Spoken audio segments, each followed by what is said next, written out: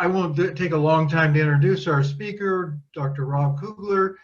This is part 2 of Where Do We Go From Here? So take it away, Rob. All right, thanks, Roy. So let's make sure I've got this screen share working. I'm not sure what's happening with I don't have the big monitor with me today. There we go. So once I get to it, I'll figure that out. Yeah, background. I've been teaching in my wife's studios. People have noticed this, but she actually decided she wanted to get back into her studio. So had to find another space in the house, which has been amusing this week. Put too many walls between the router and your computer, it can slow that internet down terribly. I found that out in the middle of a class this week. That was an unpleasant experience. At any rate, so we were going to. I wanted to adjust. Really wanted to focused on what biblical traditions, Jewish traditions in particular, have about this. So we're going to leave the whole business of Plato-orphism aside. Sorry to disappoint, but I want to make sure we stay on top of this. So I'm getting the message that my internet was unstable. Did you lose me at all for a moment? Yeah, just let me know. No, it's fine. Okay, let me know if it becomes a problem. I can move back inside and plug into the Ethernet and hope that works. We've had some problems with the internet this week. I don't know what's going on. All right, so let me remind you of where we were last week. I'm going to share my screen. I'm going to go to this PowerPoint here.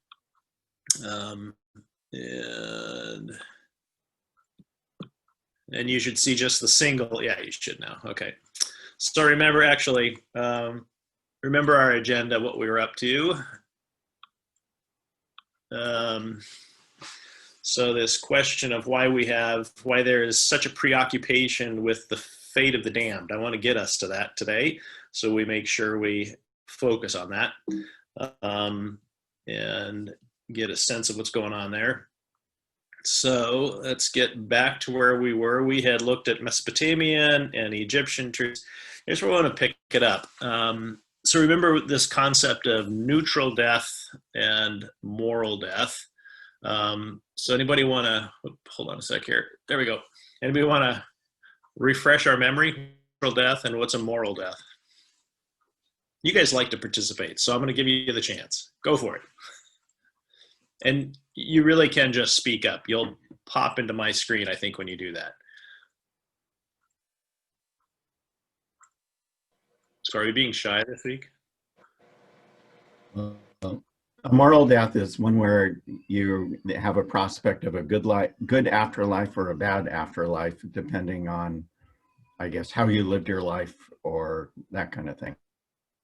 Right, good. So, and a neutral death then is the idea that whatever persists after the expiration of the body, whether that's a soul, an essence, it finds its way to a place or a state of being that is undifferentiated with respect to how people behaved in this life. So you can find yourself in this space or reality alongside those who behaved in various ways.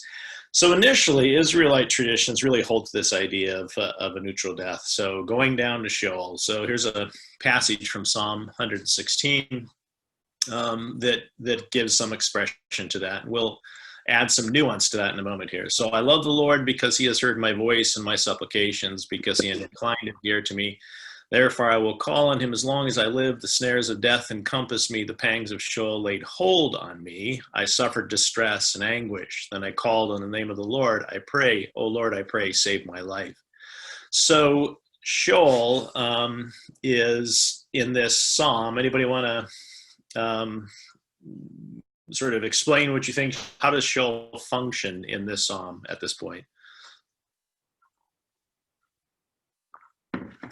Go ahead and jump in.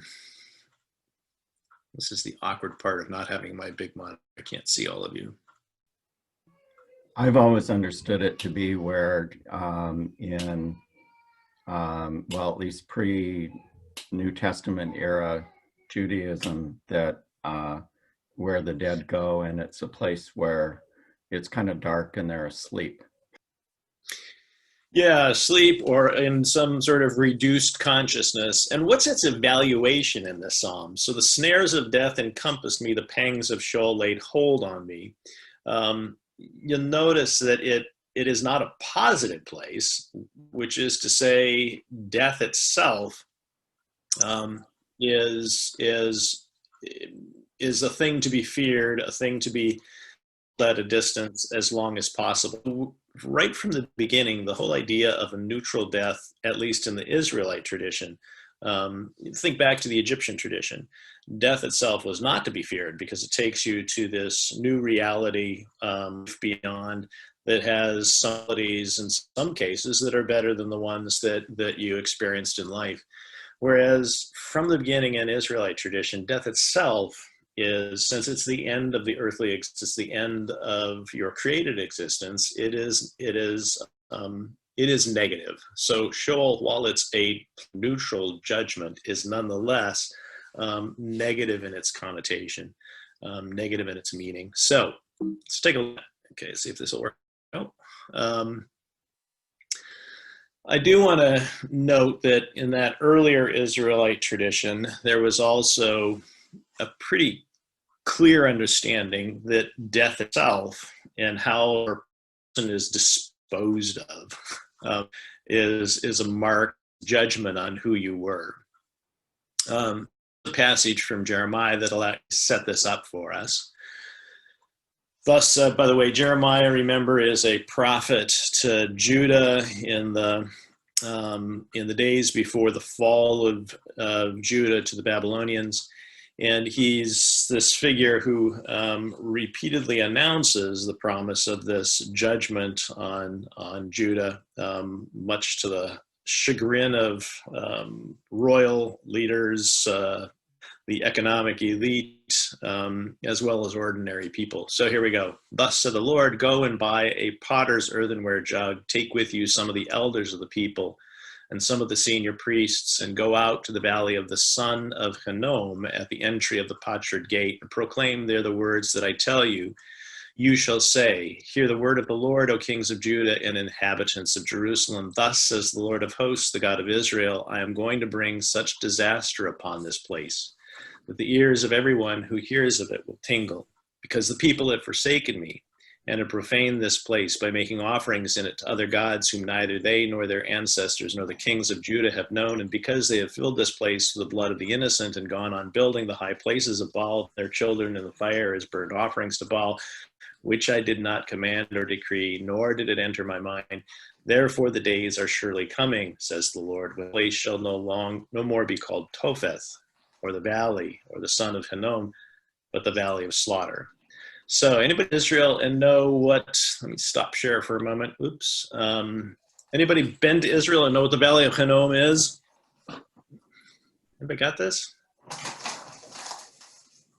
Susan Larson, do you? No. Yeah, if you go to the old city and down and I always have to think this through, down the south side of the old city, descending into the below short, not a deep valley by any stretch of the imagination. If you go there today, even, I think it's still true today. It's been a few years since I've been to Jerusalem and by this site, but still largely a garbage dump,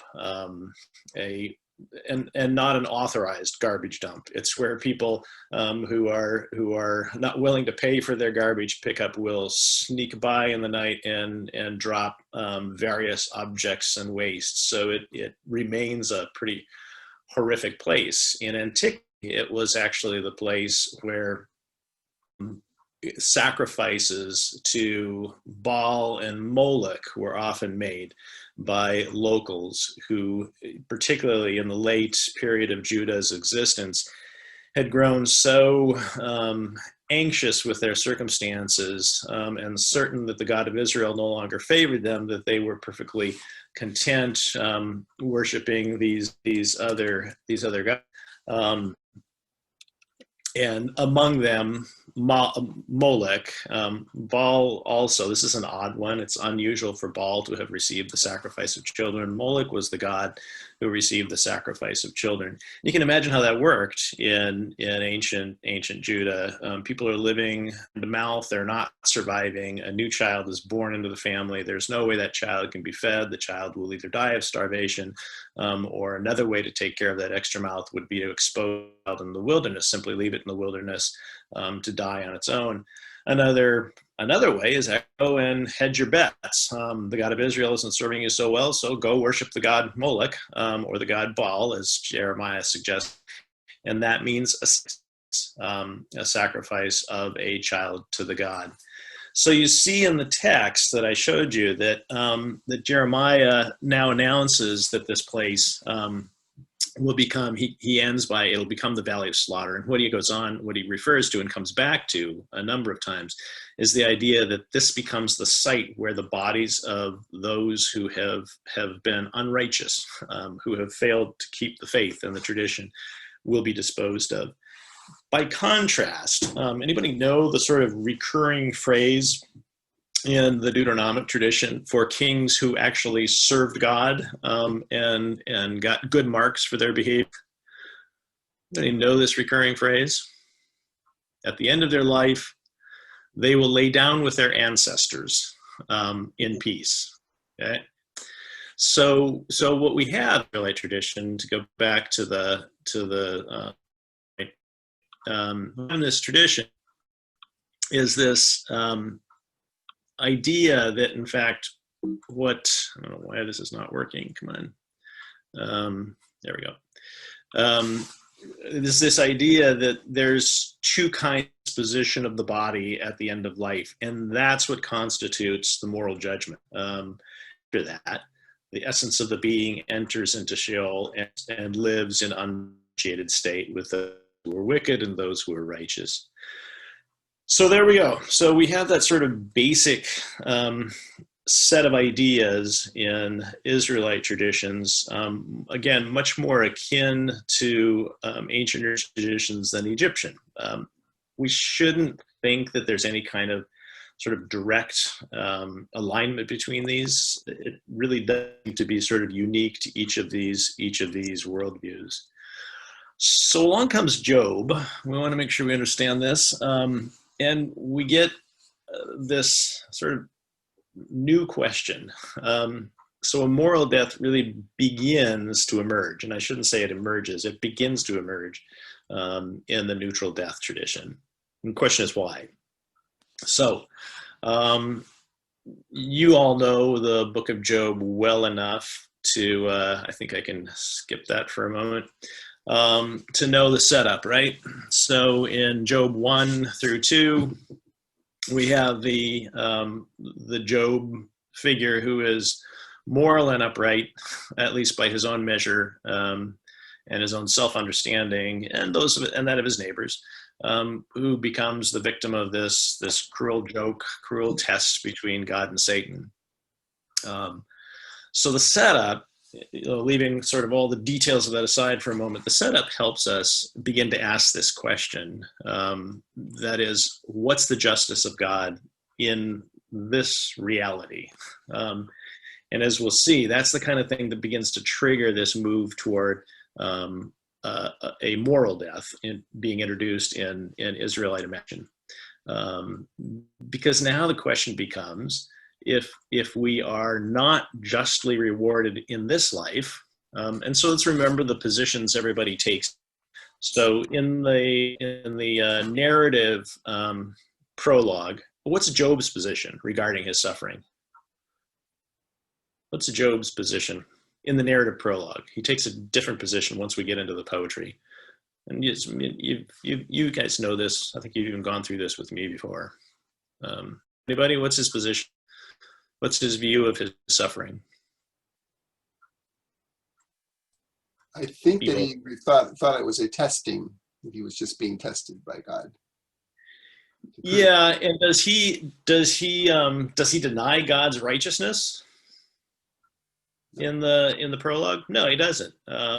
And he actually, in the prologue, he even sort of stops this idea that God is him. It's more like, he just accepts the fact that it's happening.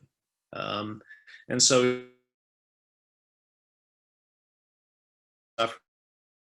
wife's response in the prologue, she sort of sets a standard for much of the rest of the book. Anybody remember her famous phrase? Her famous declaration. She sees him suffering terribly, and what does she say to him? So what do I do? Don't you have your headphones? They're in the suitcase. She tells him to curse God and die. Yeah, so she says, it's very clear. Her view is God's justice is still working. He did something horribly that merits this suffering, and she now prefers that he curse God, die, get out of the way, and leave her to get on with life. So we have in that opening these two views held in tension with each other. Job, the righteous, who actually first time kind of disinterested in it, he simply accepts the fate that's been assigned to him. You must have done something wrong. Curse God, get out of the way. And readers, that this is the whimsy of God engaging, Satan being the contesting angelic being, Satan. They're playing with Job. Once we get into dialogues, then of course we have Job's friends, and Job, and I always say Job 2 as Job 1. In the dialogues, the friends, whose position do they take? God.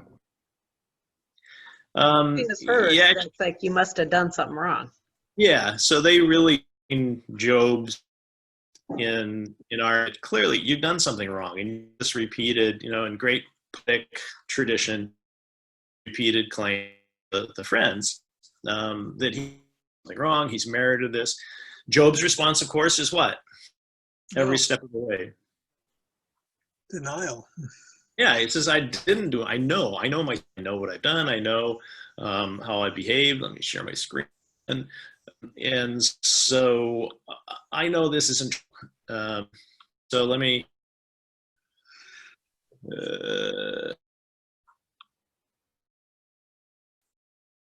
it's an interesting question. And we see hints, he never is 100% on board with the idea, but here's a hint. Now I would be quiet. I would be asleep. I would be at rest with kings and counselors of the earth who build ruins for themselves, or with princes who fill their houses with silver. Or why was I not buried like a stillborn child, like an infant that never sees? There the wicked from trouble. There the weary are at rest. There the prisoners together. They hear the voice of the taskmaster. The small and the greater slaves are free from their masters. So the passage, does he accept Joel? Argue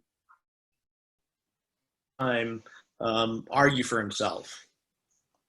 What would he like at this moment? What is he basically saying? Rob, yeah. your audio is breaking up a little bit from time to time. Is it? Okay, you know what I'm going to do? I'm going to move in and plug into the Ethernet. So we are really having here. I don't know what's going on. Did I explain this?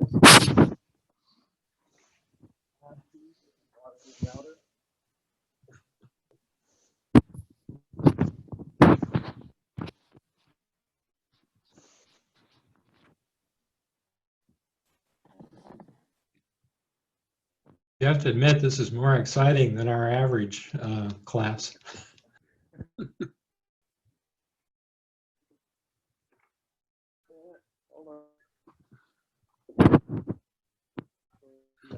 Am I now?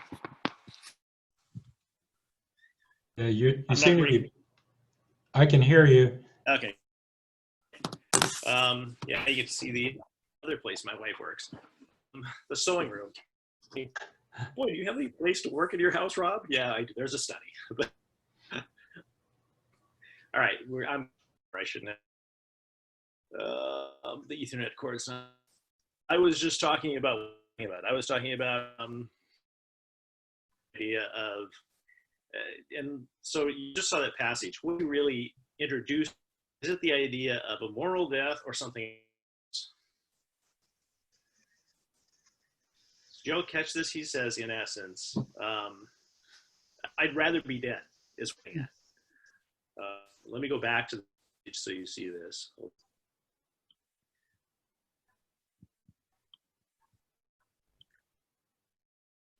So I would be lying down and quiet, I'd be asleep, then I'd and notice with kings and counselors of the earth who reveal themselves, or with princes with gold who houses with silver, why wasn't I buried like a born child? So why wasn't I just never born, right? Dead from birth. They're the from troubling, and they're the weary at rest. Acknowledge about who's there.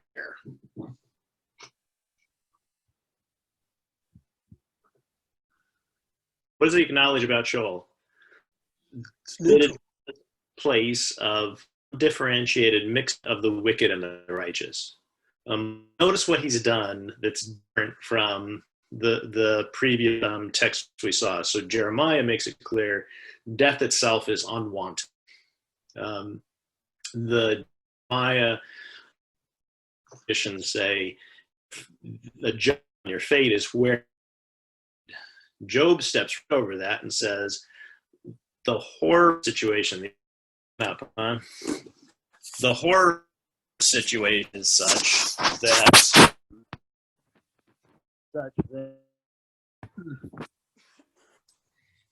it would be and to join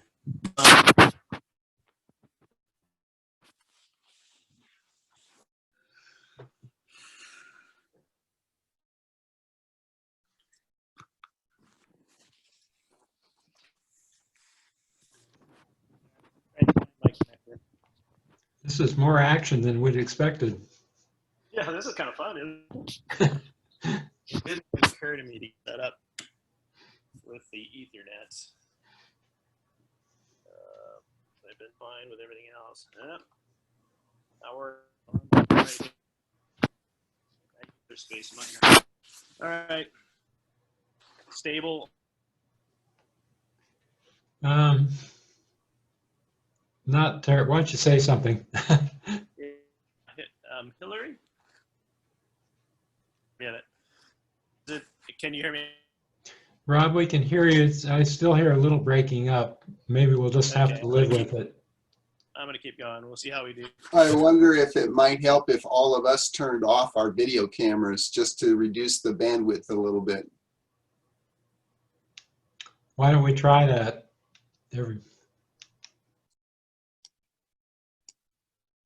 Any rate, let's try it. Okay, let's keep going.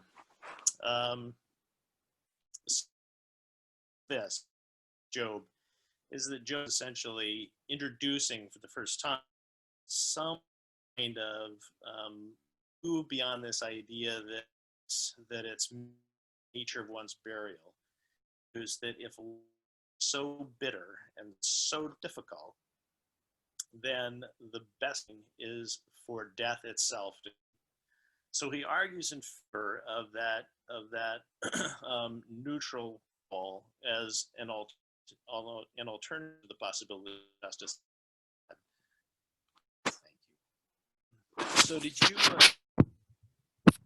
anybody know how does Job settle this? Anybody read this? Okay, I'm going to plug into Ethernet, by the way. Now better?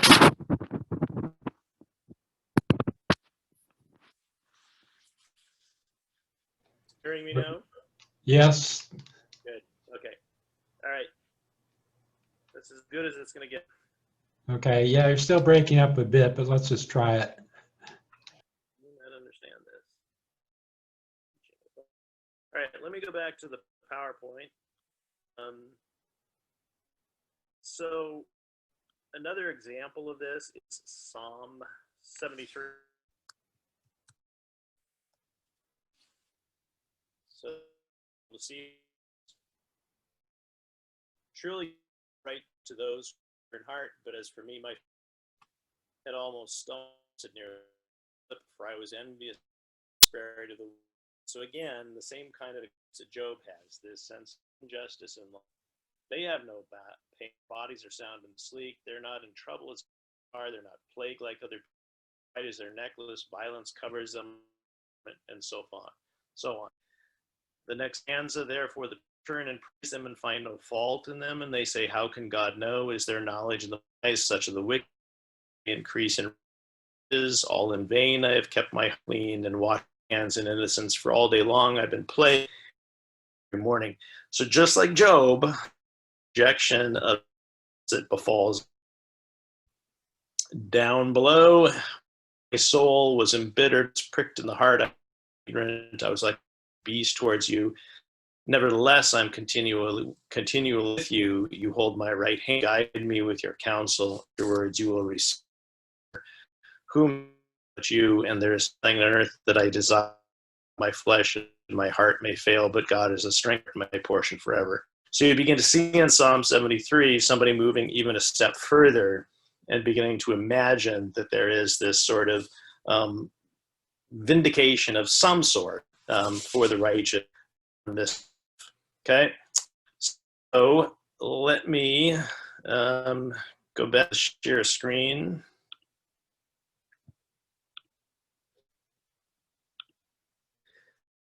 Yeah, to the next development. So the development of more than Jewish tradition. Purpose, following on the tradition of is as perpetual sin, and to argue that perhaps the wicked be punished in some beyond the just might be rewarded. So let's take a look at a couple of different. Internet is still unstable. Let's take a look at a couple of different possibilities. 37. So anybody in this passage is the. So new Israel, free from. I'm going to stop share again and stay with. Okay. Tom, are you with me? You're breaking up pretty badly. You started to ask a question. I don't think we got the whole question. Yeah. Are you seeing the screen at all?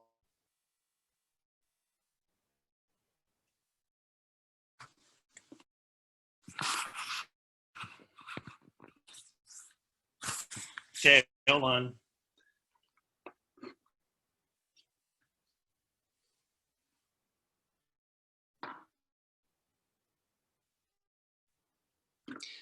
Well, I'm going to keep.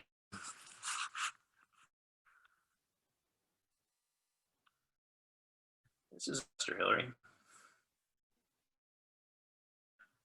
Okay.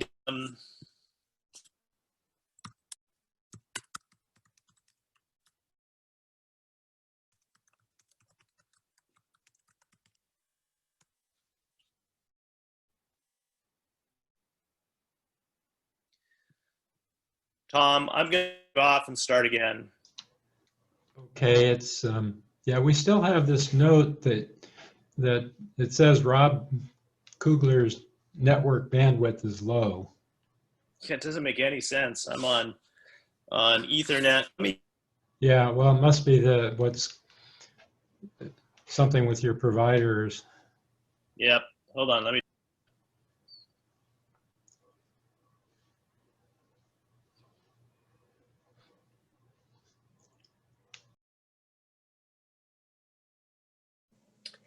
Sometimes it helps on your computer to disconnect the Wi-Fi version so that you're just getting it through the Ethernet and not picking it up on the air. I think Rob has tried that.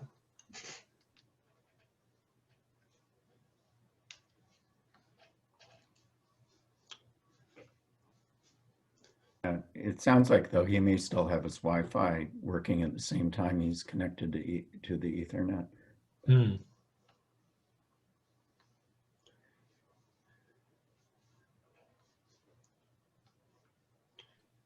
I've been having trouble with my Wi-Fi box here at our house too. We just went to 100 megabit service, the digital high-speed service.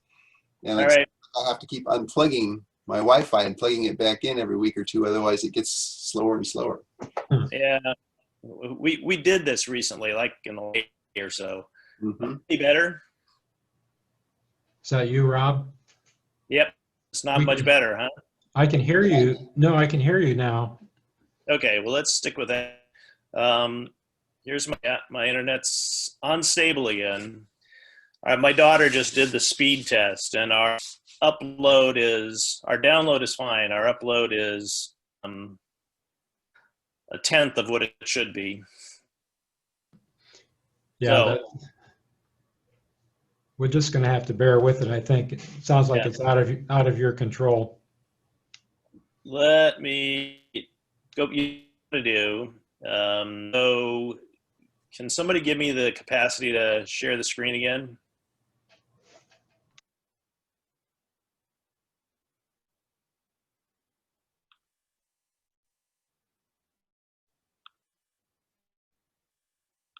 Yep, still don't have it. Can somebody?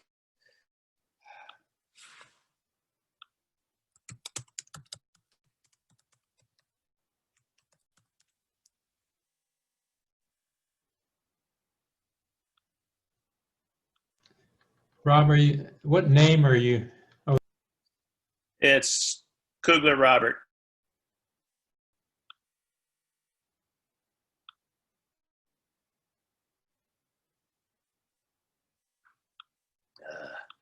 I can't do that. Greg?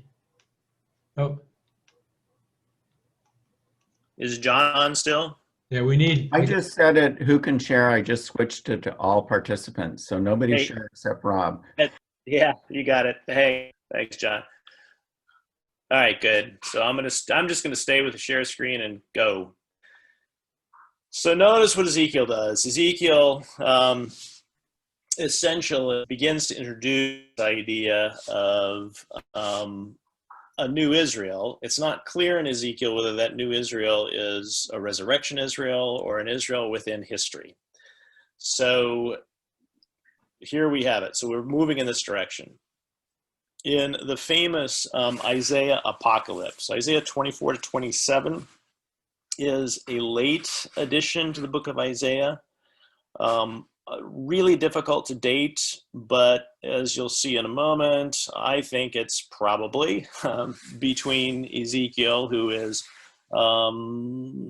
late 500s, early 500s, and then we'll see with First Enoch, we're in the 3rd century. Isaiah is somewhere in between. We really don't know for sure. That is this passage in Isaiah. But this one actually argues for a resurrection for the people of Israel and the suffering of the unrighteous in the present. Okay, so chapter 26, 14 to 27, 1, the dead do not live, shades don't rise, because you punished and destroyed them, wiped out all memory of them. So there we go. It admits the sort of normal pattern, but you've increased the nation, O Lord. You have increased the nation. You are glorified. You have enlarged all the borders of the land. So now we move to this idea of a resurrected people of Israel. O Lord, in distress. Sorry? Is this the first Isaiah or the second Isaiah?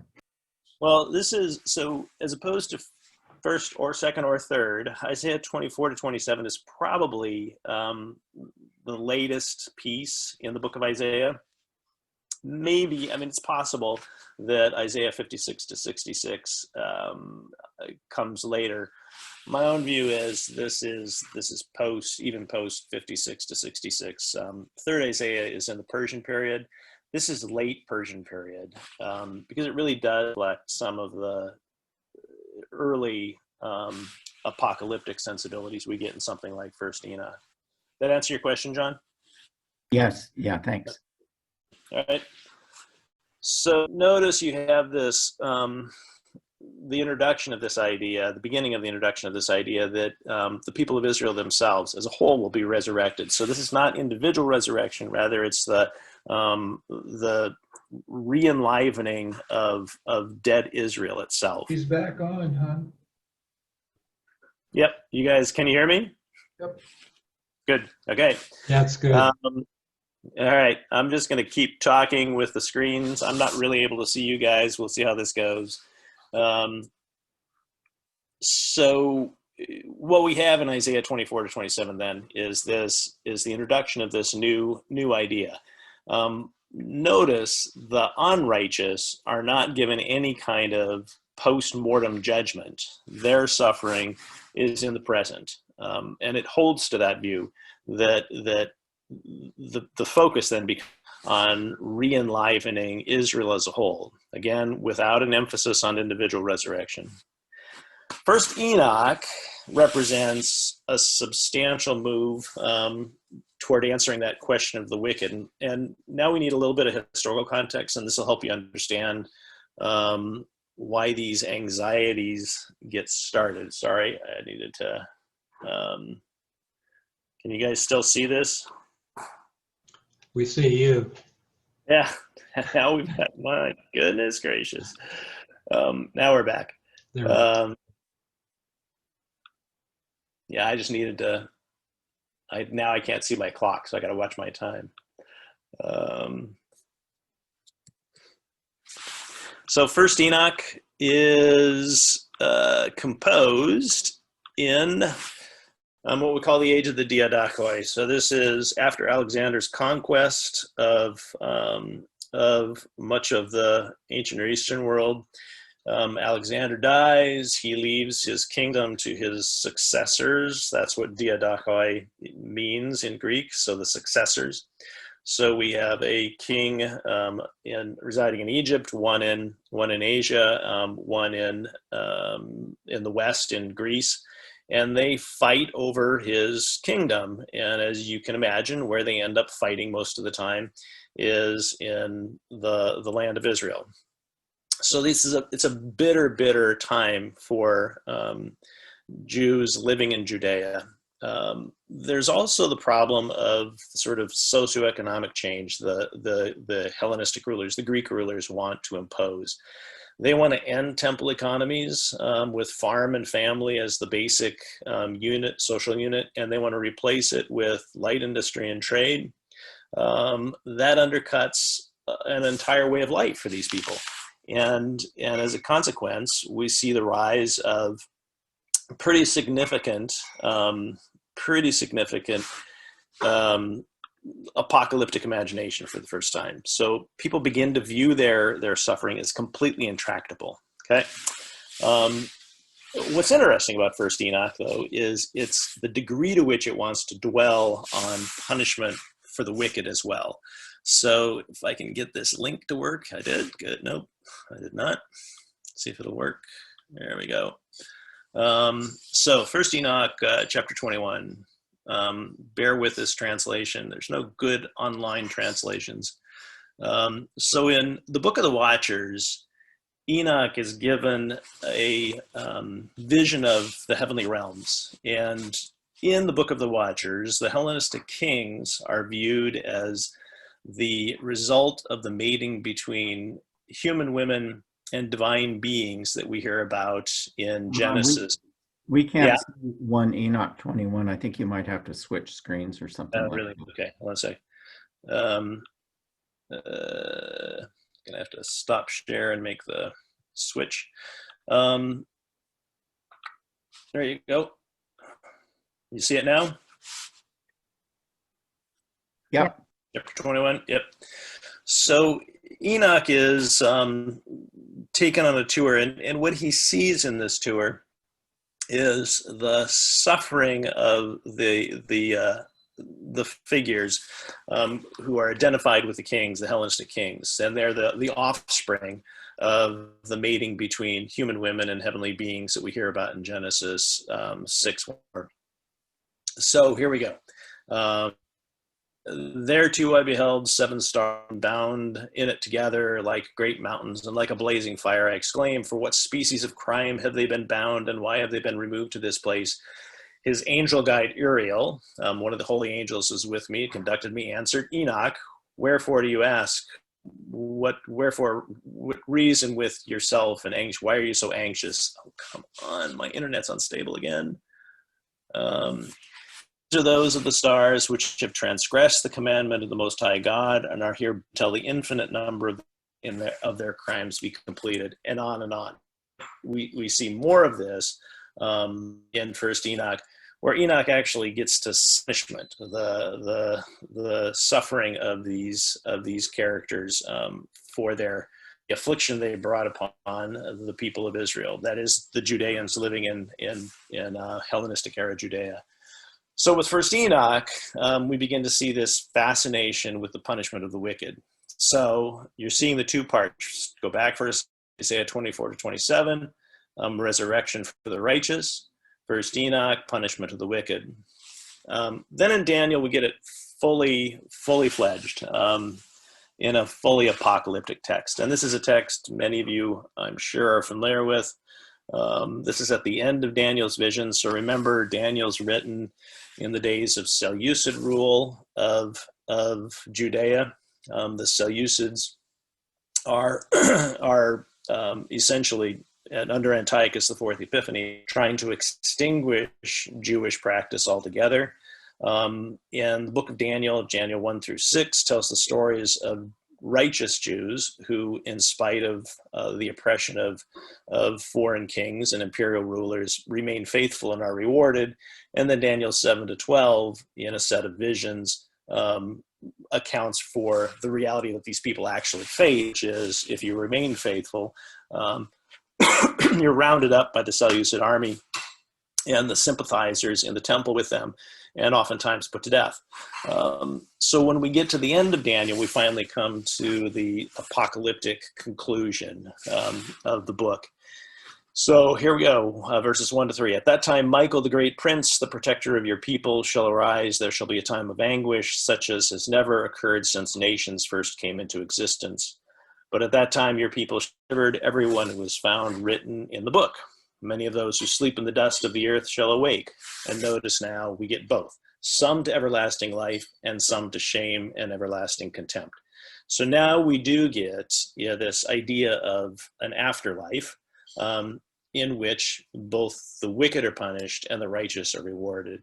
And famously, in the book of Daniel, the righteous are rewarded, that is, and the righteous are identified as the wise. Daniel and his friends are identified as the wise in the first part of the book. Second part of the book, in the visions, the wise are like Daniel and his friends who remain faithful against oppression, and their fate is to shine like the brightness of the sky. Those who lead many to righteousness like the stars forever and ever. So famously, astral immortality for Daniel and his friends. So now we have, at this point, both components in Jewish imagination. So let me stop share for a moment there. And I'm assuming that you've been able to hear me for the last little bit. Are we doing okay? Yes, it's good right now. All right. So let's stop for a moment and let you, I haven't given you a chance to weigh in. Usually I do. So let's take a moment to give you a chance to ask any questions, make any comments before we move on to the last little bit here. Anybody want to jump in, Dan? Just summarize. I missed last week, so I'm a little kind of jumping in. But what you're saying is the concept evolved of what was going to happen in afterlife. From we were sort of all just going to be happy together in some sort of non-existent place, to now we're going to be in two separate camps. Some people are going to be exalted in their death. Some are going to be suffering in their death. So we've kind of, over the 500 years, the texts have progressed to this whole different understanding of the afterlife. Yeah, exactly. But the one thing that would qualify is, so that original neutral death really was neutral. So it wasn't a happy place. It wasn't a sad place. It was simply, sort of Bernstein's phrase. It's been adopted by a lot of folks. It's a warehouse for the dead. It was neutral. You lived, and so you got, for instance, going back to Job, when Job expresses his longing to be dead. He said, at least there, I would be, and you can see how the rationale works for Job, at least there, I'd be alongside the wicked, as well as the supposedly righteous. Remember, he said, I'd be alongside those people who have, in great wealth, built great kingdoms and had golden palaces. He's obviously, once you get into sort of the psychology of Job, he's beginning to question whether those people really are righteous, because he himself has to ask, my suffering is inexplicable against that standard of retributive justice. So originally it's very neutral. And now it's what we see as this gradual development of the possibility that the afterlife is not neutral, that there are places of suffering and places of reward. Other questions, comments before we move on? My question is in terms of the difference of physical body and spirit. Mm-hmm. Yeah, you don't notice, for Daniel, I mean, Daniel's a nice way of thinking about that. And we'll see this with 1 Corinthians 15. Paul struggles with this mightily. But the fact that Daniel, the author of Daniel says, what is that? What is the embodied being in the afterlife? He assigns that being to heavenly bodies, stars. So what you also get is clearly this struggle in these people's imagination with respect to what it means to be in the resurrected post biological life existence in this alternative realm. That author's answer is astral immortality. And that makes sense in Jewish imagination at that point, because if you go back to the story of creation, God placed the creation of the heavenly lights at the center of creation. That's the most important thing. That's the thing that gives order to the universe, that allows us to set patterns of time, patterns of harvest, sowing and harvest, etc. So it was a way of saying, if there is an afterlife existence, material existence, it's as that most ideal thing of God's creation. But it's clear people are struggling mightily with this. They don't have a way of answering that question. Does that answer your question, Margie? Yeah. Okay. Yeah. Another hand up, I see. Go ahead. Yeah. I saw something by Bart Ehrman that suggested that the Jews did not have the sort of soul-body duality that we tend to take for granted today, that this is a Greek contribution that has little or nothing to do with the way the Jews looked at it. Yeah. Sorry, Dave. Go ahead, finish. No, is that correct? Is that, and if so, what's the implication of that for? Yeah, it's sort of an old dichotomy, and it's not entirely fair to the sources. There's two ways of thinking about this. On the one hand, it's clear from something like Daniel that Jews are thinking about this. They're thinking about this. They're struggling with it. They're trying to make sense of it. So they do, quite early on, they have a sense of there being something that survives the physical body. They don't have, until they come into contact with Greek thought in a sustained way, they don't begin to adapt the language of Greek thought for that post-body existence. So psyche, a variety of terms that allow you to talk about that thing that exists beyond the existence of the body, and begin to separate those two. So it's not as though they didn't have the ideas. They just didn't, they attached, in part because they didn't attach great significance to an existence after life, a bodily existence. They weren't all that interested in dealing with those issues. Once they start using the language, Greek language itself, to explain their reality, predominantly, they begin to take over the language of the Greeks as well, and become the much stronger concepts of soul separate from the body. So it's my point is, it's more complex than an either or. It's a matter of sort of intermixing of cultures that comes also with an intermixing of language. Does that answer your question? Yeah, okay. All right, any other questions before we move on? All right, I'm going to go back to the share screen and let me address the next step here. Come on, there we go. All right, so early Jewish and Christian answers to where do we go from here, or what fate awaits the unbeliever. And I want to make really clear quickly, because we don't have that much time left. Notice, once you get to the Jesus movement, And the Jesus movements, quite apart from historical Jesus, but Jesus movements sort of unequivocal declaration that the believer is assured, now that we have this image of a place of imperishability, to use the word of that Paul uses in 1 Corinthians 15, this place of and it's not reward so much as it is simply peace and deliverance from the suffering of life. So the kingdom of God that lies beyond the human realm.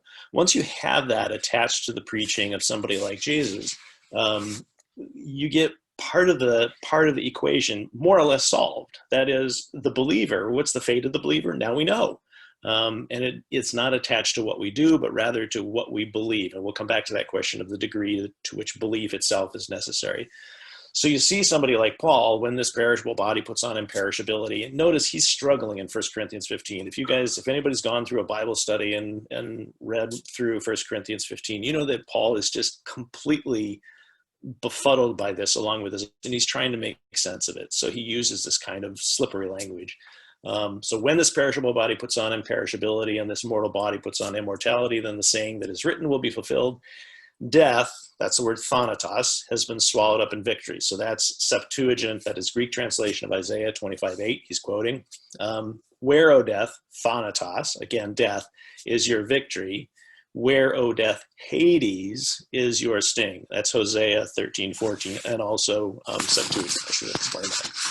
So notice what he's done. He quotes these two prophetic figures and uses these phrases out of context so as to say death, the physical reality of death, thanatos, has no hold over the believer.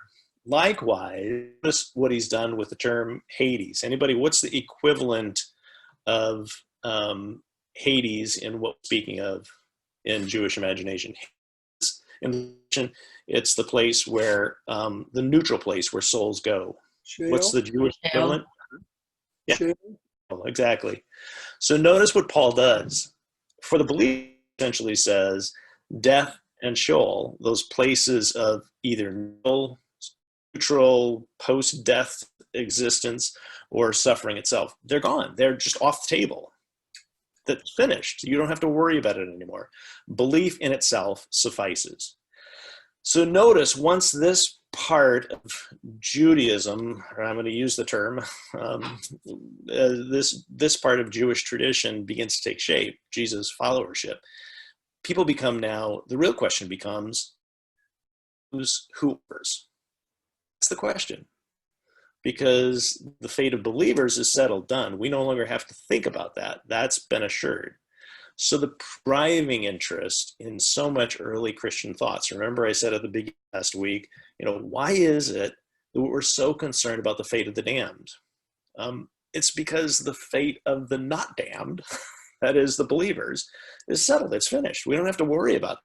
So the preoccupation in early, and I'll use the term here as well, early Christian imagination, but really by that is Jews who are followers of Jesus, who come out of the tradition that we've traced this far today.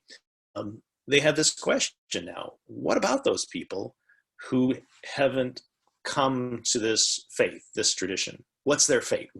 How do we account for them? So let me go back to sharing the screen. So any questions as I go back to sharing the screen? I can hear your voice. So. We good? Okay. So one approach is the idea of mere death, annihilation. And I'm not going to read the whole passage. We're going to run out of here. Paul in 1 Thessalonians, and it's very difficult to tell. And Paul develops his thought over time. 1 Thessalonians is first the oldest letter from Paul. And here it does look like he thinks the fate of those who are not believers is simply annihilation. That is non-existence. It's not that they're, it's not even that they exist in something like Sheol. They simply don't exist anymore. So that's possibility. And we have other thinkers. I'm unstable again. Okay. I assume you can hear me. Breaking up a little, but still hear you. Yeah. All right. So annihilation, mere death, one possibility. A second possibility, punishment for the wicked, right? So we know this one. We see it in Matthew. Matthew's very clear about it. Luke, for all of Luke's. So some of you remember John Anderson, of course. Mhm. Yes? Yes. John Anderson famously had this way of juxtaposing Luke to the other gospel writers, Matthew in particular. Luke is like the giant freight train that's headed toward the end of history, and when somebody falls, the train stops, and everybody jumps on, picks them back up, and dusts them off, and puts them back on the train. That's true for the believers. But Luke also shares the very same of unbelievers as Matthew. So those who don't into the fold will experience this kind of punishment in a kingdom to come. So you see it in the nation of the parable of the sower. I have at the bottom of the page, and not a link, I should have given you a link, Apocalypse of Peter. Just plug it into Google sometime. A early Christian text, probably 3rd century CE. And there you see this kind of imagination fully blown. So Peter gets a tour of the punishments, the hells in which the wicked are punished, and they are being punished according to physically. So there we have embodied beings in the punishment world. They're being punished according to the sins they committed. Pretty grotesque kind of stuff. And it's clearly a text composed by authorities in order to try and keep people in line. We know that it was by the equivalent of an early bishop. Painful stuff. Okay? Approach. And I want to make sure I get universal salvation's final intention. So the Gospel of John comes close to this, but pulls up at the last moment. Most people would say this about Paul. Well, I'm going to come back to Paul, though. And the Gospel of John pulls up, insisting on some kind of assent on the part of the human recipient to God's mercy. So you have to make assent. I'm going to skip the testing of Abraham, as much fun as it is, because we're running out of time. So I want to talk about Paul and the Gospel of Mark. And I'm going to stop sharing. So you're all hearing me at this point? We're doing okay? All right. So why Paul and Mark so peculiar? First, Paul famously, and you I'm sure have gone over this, maybe with me or somebody else in one of your adult ed sessions. Paul uses the language of justification through faith in Christ. The problem with that, so notice if it's faith in Christ, the implication, of course, is whose agency still counts. Faith in Christ. The believers. Whose agency? Whose faith counts? The believers, right? Yeah, the believer, right? So notice, if that's true, then Paul's still in that camp of only those who believe.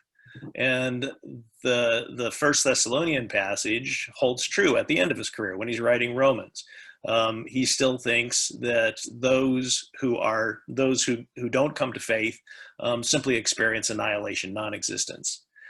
In fact, the Greek of that text, and this is just sort of the endless controversy in Pauline studies, the Greek of that text can be read just as easily and probably better, more grammatically sound. They're justified through the faith of Jesus Christ, which is to say what?